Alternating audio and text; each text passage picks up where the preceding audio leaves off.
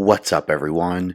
Welcome to the 24th episode of Super Brain Radio, the final installment in Chapter 5, Surfing, where we're talking all about the undulations and what it feels like to make progress.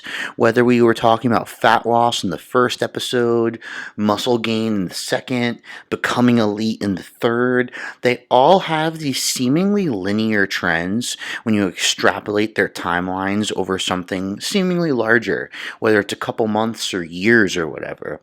But when you zoom in and look at day-to-day life, week-to-week life, and anything similar to that, it's nowhere near linear. So for this final episode, we're actually coming into in-the-moment performance. And it's funny, I'm out in Chicago right now working with the Live Golf Tournament and some specific athletes. And when people ask me what I do, at least when it's like the day of a competition or something like that, I always tell them I specialize in the moment performance. Because, one, you don't really see anybody talking or worrying about those things. If you're a chiropractor, if you're a nutritionist, all of this stuff, people tend to hand off the baton to the athlete or someone else once performance begins. And then when the conversations come up of what happened and why, it ends up being the scapegoat for people to rinse their hands of this. So in the scenario of the chiropractor, yeah, we stretched out your psoas or some shit, or your lats or your calves, and we sent you out there with length tension relationships that were proper. Therefore, you should be able to perform in their mind, in their lens. However, that very well may not be true. You can release your psoas on your back, supine, someone can release your psoas, then you can get up with an improper foot and take a couple messed up steps, and that psoas is right back to where it started, if not worse in some scenarios. So, in the moment performance, whether it's golf, whether it's strength training, whether it's getting on a call, is actually all the same. And just like every other episode in this chapter, when you extrapolate out, it looks linear. Over 54 golf holes, it's easy to see that, okay, you did pretty well this weekend. But now when we look in each hole individually and the strokes that comprise each hole, it's a very different story. Even when you're in the middle of participating, you can feel this paradox exist. Think about all the different thoughts that run through your head while you're doing one slow rep of deadlift. You could think at multiple points in the deadlift, oh, I'm not going to get this. Oh, I got this. Man, this is heavy, etc., etc. So, my goal so far is to paint a picture of in-the-moment performance. And my second point was that when it comes to in-the-moment performance, suddenly there's a lack of terminology. And you need to use a specific lens, like a chiropractor or a nutritionist, to create that terminology. But really, what you're attempting to do is you're creating a language with the athlete or yourself about that in-the-moment performance. For example, if it's golf, it's clearly a creatine phosphate sport with aerobic recycling of that creatine phosphate. However, knowing that information doesn't actually make you much better when it comes to the moment itself. What you do need to know is, in a real life setting, how do I swing the way I want to swing, and how do I walk the way I want to walk to the next swing to make sure I'm capitalizing on that creatine lipid relationship. So, in the moment performance itself is kind of tricky, because one moment, truly a second, a fraction of a second even, can make a large rippling effect on how you feel, how you think, and everything related. So let's think about the scenario where you've done something hundreds of times. Maybe it's a deadlift, maybe you're at a bar and going to talk to, someone of the other sex. Whatever it is, when you've done something hundreds of times, you have anticipation of what's going to happen in that moment. You have some comfort things that you're going to lean on, some buoys of objectivity, if you will, as I've referenced that term in the past.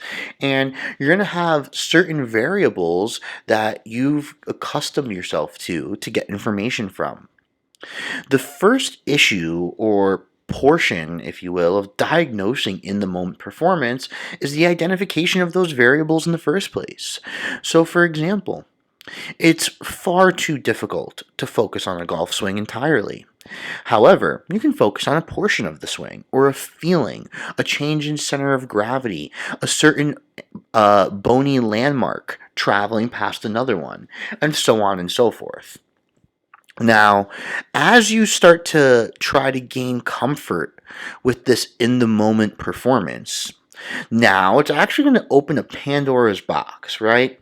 So as you start to recognize, like, wow, a couple of seconds before I do something is incredibly important, the same way the seconds during and immediately after are incredibly important. That's really what we mean by in the moment performance. Maybe rewind it depending on what you're doing. 3 seconds before, 3 seconds during, and 3 seconds after are going to be that in the moment categorization. So, as we take an opportunity to look at it now, we've kind of realized, all right, well, we need to be comfortable with the variables first. The most important thing we really need here is faith, is conviction, whether it's in what you're about to do, whether it's in your coaching staff, whether it's in a deity that you believe in, whether it's, in the friggin' spaghetti monster.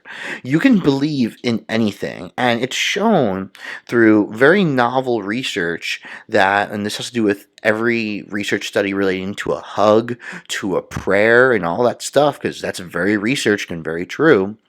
When we look at it, it turns out that it's the authentic belief, the mindfulness, the submission to the moment that allows our brain to respond here. If you get hugged by someone you don't want to be hugged by, someone you hate, you do not exemplify that famous hug research physiology, how it can change so much just in that warm embrace.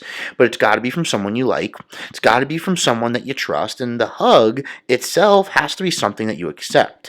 And it's funny because I'm bringing up something that has nothing to do with in the moment performance, but what we can recognize from these prayer and hug based studies that are so famous, very easy to find, is that this is changing in a moment, right? A hug, even an awkward one, is only lasting a couple seconds, right? However, when we dive into it, we see drastic changes in neurochemistry, in certain areas of the brain being more active, certain areas of the brain being less active, and the same happens with very mindful and faith-driven prayer. So, I want to start drawing these lines to you all that in the moment performance is more of a product of phenomenology rather than it is biology or anatomy and physiology or any other ology you want to look at, any other study of something out there. What's happening in the moment is most real to that person. And the way I kind of stumbled onto this was early in my coaching career. I would go to every single large strongman event I could participate in, whether I was competing or just watching. And I would collect data. And what I did over probably the first 4 or 5 years of my coaching career was whenever I saw someone do something extraordinary, very impressive, or when someone was a statistical outlier, I would just ask them the same question. What makes you, in not so many words, the statistical outlier? Why are you better than everybody else today? Why were you able to do that so well? And the answers, at least for a period of time, were always underwhelming in my opinion. They'd be like, oh, I was in the zone today, or I practiced it really hard and all that stuff. And, you sit down and you digest that for a second, but it's like, well, doesn't everyone here practice hard? Like, we're at the world's level of strongman competition. Everyone here trained hard, right? Everyone wants to do well. And, realistically, everyone is pretty close to being in the zone, at least, inherently, whether it's the perfect flow state or it's on purpose or it's anxiety driven, you're still in a quote unquote flow state to participate, or else you wouldn't even be able to do 90% of what you could normally do. So we start to really see that your ability to capitalize on biology, practice, whatever it is a phenomenological paradox. It's just existing to this person.